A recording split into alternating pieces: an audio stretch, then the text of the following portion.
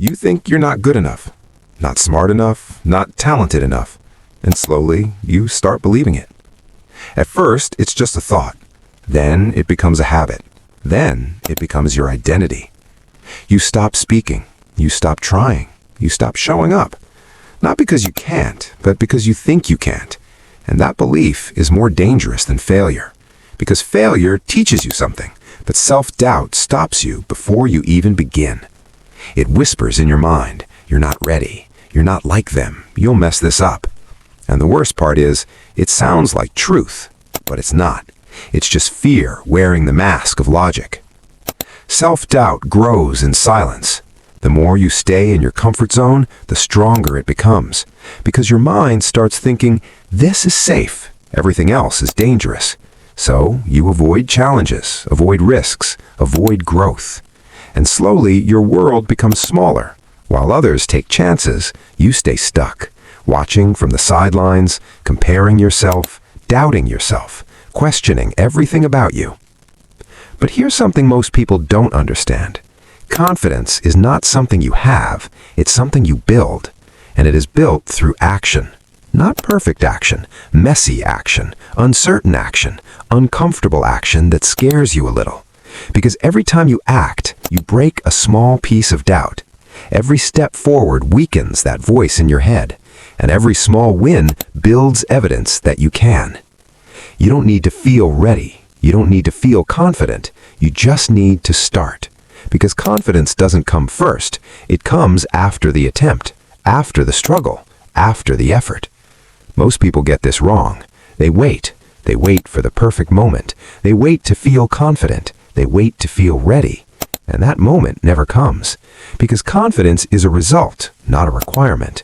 You don't wake up confident. You become confident by doing things that scare you again and again and again.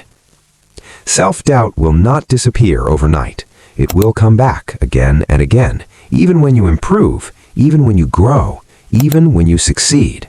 But now you won't listen to it the same way, because you'll have proof. Proof of your effort, proof of your progress, proof that you can handle things. And that changes everything. Confidence is not loud. It doesn't shout. It doesn't show off. It's quiet. It's calm. It's built in the background through small actions done daily. Speaking up when your voice shakes, trying again after failing, showing up when no one is watching. That's confidence. Not perfection, not talent, not luck. Just consistency, just courage, just action.